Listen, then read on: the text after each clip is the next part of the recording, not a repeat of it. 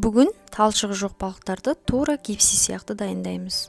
Ол үшін балықтарды бөлшектерге бөліп кесіп аламыз. Сосын маринаттаймыз. Маринатқа жарты қасық бұрыш, тұз дәміне қарай, паприка және лимон сығындысы, бір қасық аджика және бір қасық қаймақ салып, жақсылап араластырамыз. Сосын тоңазытқышқа 1 сағатқа қойыңыз. Дайын чипсиді үгітіп сақтап шығамыз.